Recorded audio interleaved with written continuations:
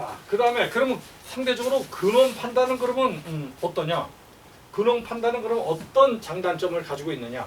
근원 판단은 질병이 보이거나 들리지 않아도 판단할 수가 있습니다.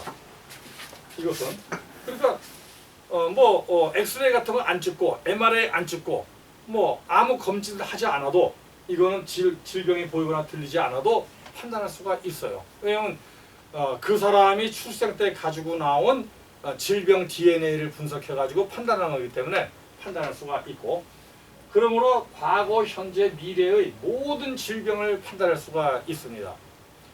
더 정확하게 얘기하면은 나이별로 판단할 수도 있어요.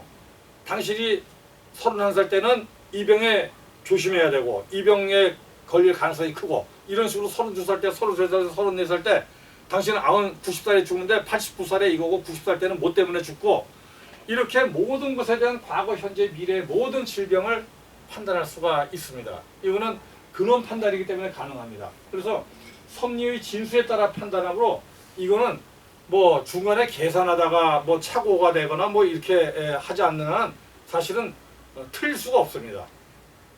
틀릴 수가 없어요. 당신이 몇 살 때 어떤 병에 걸린다. 그러니까 어떻게 지금부터 조심해라 하는, 이 어떤 병에 걸린다라고 하라고 얘기하는 그것은 틀릴 수가 없습니다.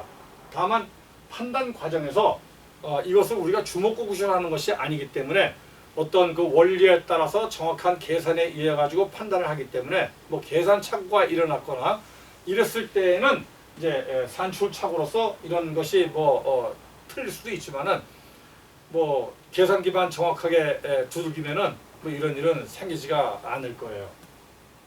그 다음에 거시적 판단임으로써 시공을 초월해서 이것은 얼마든지 가능하다. 따라서 최상의 건강 전략, 평생 살면서 내가 정말 큰 병을 피하거나 큰 병에 걸려도 아무 문제 없이 극복할 수 있는 최상의 건강 전략은 근원 판단으로 평생의 질병을 살핀 후에 시청 판단의 도움으로 질병 발병에 대해서 미리 대비하는 겁니다. 그러니까 내가 지금 나이가 뭐 30살이지만은 내가 40살 때 되면은 이런 질병에 걸려서 내가 고생할 가능성이 있구나. 그러니까 지금부터 그러면 그거를 그런 일이 생기지 않기 위해서는 이제 의학적으로 또 일상생활에서 내가 어떻게 지금부터 예방을 해야 되겠구나. 그러면 그 병에 걸리지 않을 가능성도 있고, 또 설사 걸리더라도 큰 문제 없이 빠른 속도로 회복을 해서 정상 생활을 할 수 있게 되겠죠. 그러니까 최상의 건강 전략이 이제 나왔어요. 질병에 대한 판단 방법도 나왔어요. 그러니까 이제 실천만 하면 돼요. 최상의 건강 전략은 근원 판단으로 평생의 건강 질병 DNA를 찾아내는 거예요. 나는 평생에 요런 병이 나에게 오겠구나. 요거는 40살에 오고, 요건 52살에 오고, 요건 67살에 오고, 요건 죽기 전에 한 85살에 오고. 그러니까 그러면 그거를 미리 예방하는 것은 어떻게 해야 되느냐? 이거는 이제 현대의학의 힘을 빌려 가지고 어떻게 하고, 일상생활에서 또 그거를 예방하는 걸 음식 조절, 운동 같은 것도 하고, 그다음에 스트레스 받지 않게 노력하고, 이거는 근원 판단이 아니죠, 시청 판단에 의한 도움을 받아서 꾸준히 실천하면은 그러면 그 결과가 좋아질 겁니다. 건강하게, 아닌 말로 그런 병에 걸리더라도 큰 무리 없이 그 병을 극복하고, 아니면 아예 그런 상황이 오지 않고 그 전 단계에서 끝날 수가 있겠죠. 자, 이번엔 그러면은 병원 건강검진의 한계에 대해서, 시청 판단 한계에 대해서 그냥 간단하게 짚고 넘어가겠습니다. 앞에서 대충 설명을 했지만은 우선 의사가 하는 질병이에요. 이건 의사가 이제 의학의 기준에서 하는 질병 DNA를 찾아내는 건데, 발병 시기를 알 수 없어요. 의사들이 이제 우리가 보통 어떤 병 진단을 받으면은 이게 도대체 언제, 지금 오늘 예를 들어서 위암 진단을 받았어.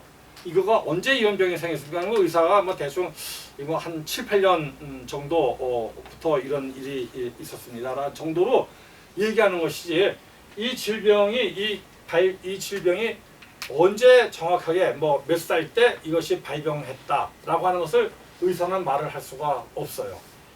이 뜻은 의사가 그 질병을 지금 현상적으로 눈에 보이고 귀에 들리는 현상에 근거해서 판단을 했다는 뜻입니다.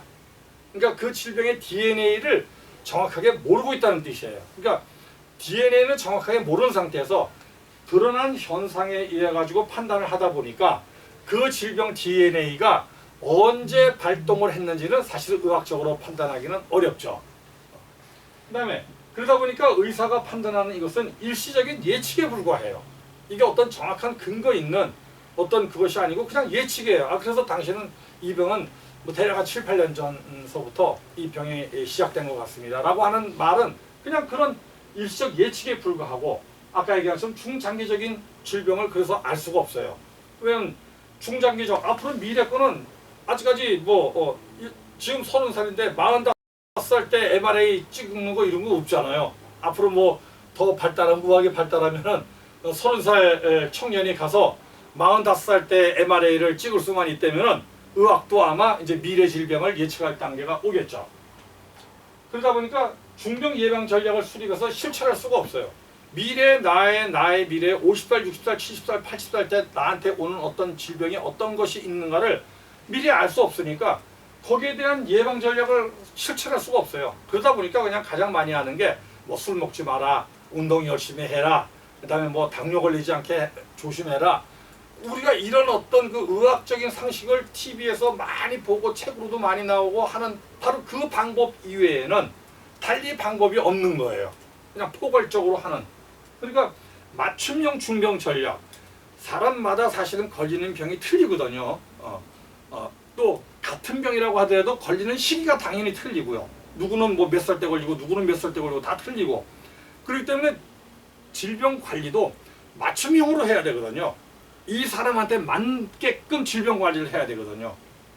그래야 이 사람이 30살인데 40살 때 걸리는 병, 50살 때 걸리는 병을 맞춤형으로 관리를 해야 이게 예방 전략이 되지. 근데 사실은 현대의학 가지고 그렇게는 불가능해요.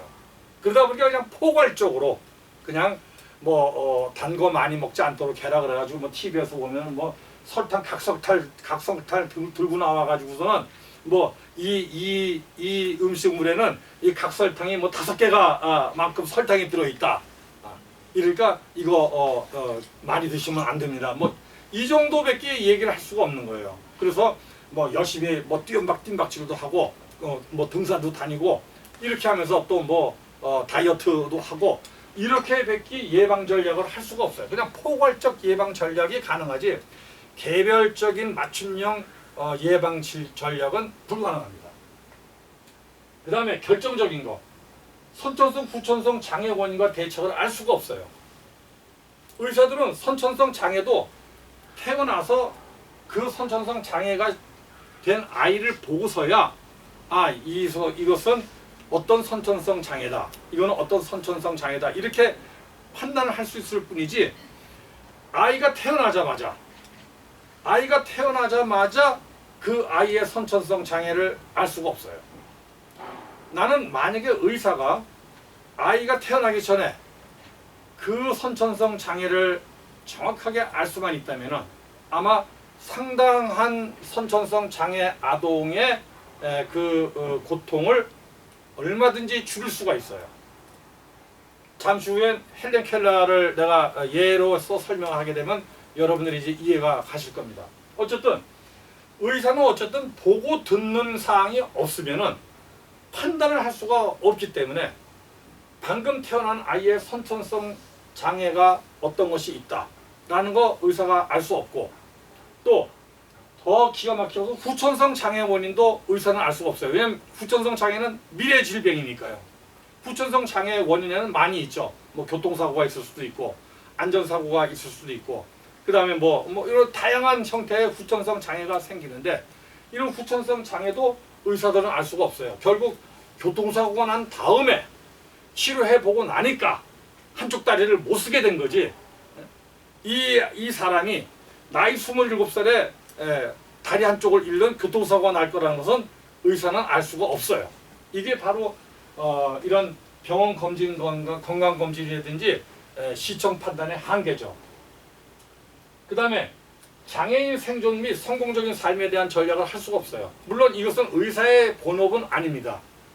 우리가 어차피 선천성 장애인이건 후천성 장애인이건 사람이 살다 보면은 장애를 겪을 수도 있거든요. 그러면 그 장애를 겪는 순간에 그거를 극복하는 방법이 있어야 되는데, 장애를 당했다라고 하는 원인은 생겼는데 그 원인을 해결할 수 있는 해결 방법은 없는 세상에 지금 살고 있는 거예요. 이게 현대 학문이 가지고 있는 한계거든요.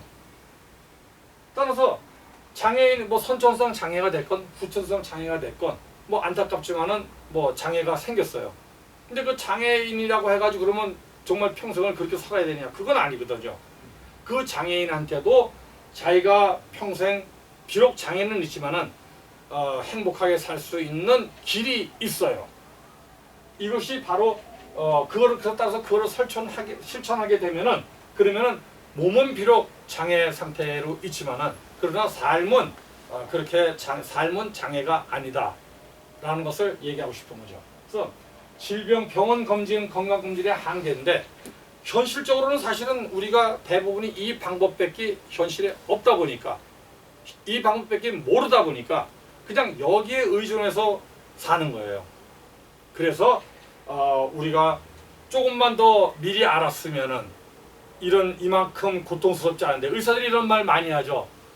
조금만 더 건강검진 좀 미리미리 하셔가지고 이렇게 오셨으면은 지금 암 4기인데 요거 뭐 한 1년 전만 오셨어도 암 1기가 돼가지고 금방 이렇게 치료해가지고 탁 이렇게 할 수 있어요. 참 안타깝다. 이거 병원에 가면 되게 많이 듣는 거예요. 조금만 일찍 오는 거, 조금만 일찍 발견하자. 그러니까 매년 건강검진 열심히 해라. 이렇게 한 일밖에 현실적으로 할 수가 없죠.